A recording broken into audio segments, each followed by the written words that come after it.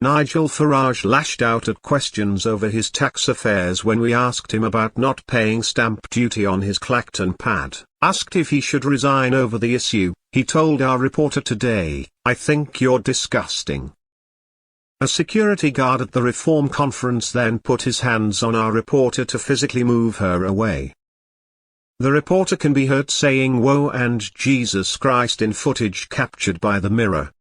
A person standing beside her asks if she's okay after she stumbles backwards. Mr. Farage is under pressure after the Daily Mirror revealed how he saved £44,000 because his partner bought their house in his Essex constituency. It came after he called for former Deputy Prime Minister Angela Rayner to quit over her stamp duty blunder. The Reform leader became rattled as he was grilled about tax on TV yesterday, hitting back "How dare you" when asked about stamp duty paid on his partner's house.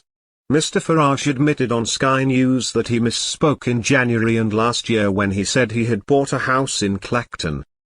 The four-bed home with a swimming pool is owned solely by his partner Laurie Ferrari, 46, who shelled out almost £900,000 for it. "I should have said we," he said. "It's her money. It's her asset. I own none of it, but I just happen to spend some time there." Asked if it makes him look a bit dodgy, the Clacton MP said, No. You can try as hard as you like, it's nonsense." As her sole property, Ms. Ferrari would be liable for around £32,000 in stamp duty, according to HMRC's online calculator. If Mr. Farage had bought it himself, it would have cost him at least £75,000 in second home stamp duty, saving £44,000 and leading to claims of hypocrisy for his calls for Ms. Rayner to quit. The scandal is angering Mr. Farage as it threatens to overshadow his two-day Reform conference in Birmingham, which ended last night. He confirmed he would lock up and deport women who arrive on small boats back to the Taliban if elected. The politician pledged to make Britain great again, slash the welfare budget, scrap net zero policies, bring in zero-tolerance policing and stop the boats within 2 weeks. And he continued to talk Britain down, saying it is in a very bad place.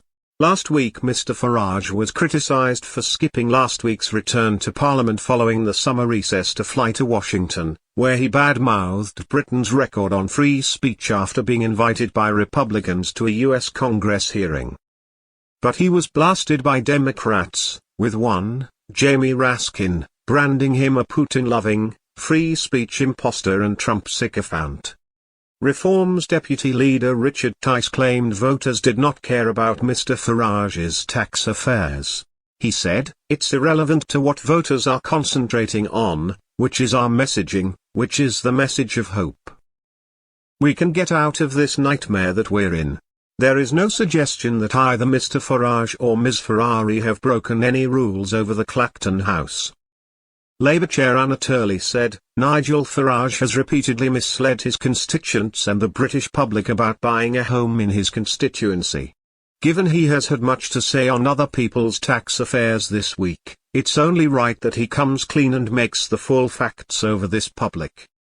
She accused him of being two-faced and hypocritical and called on him to say whether he was advised to ask his partner to purchase the house in her name, and then pretend he owned it himself, in order to reduce his tax bill.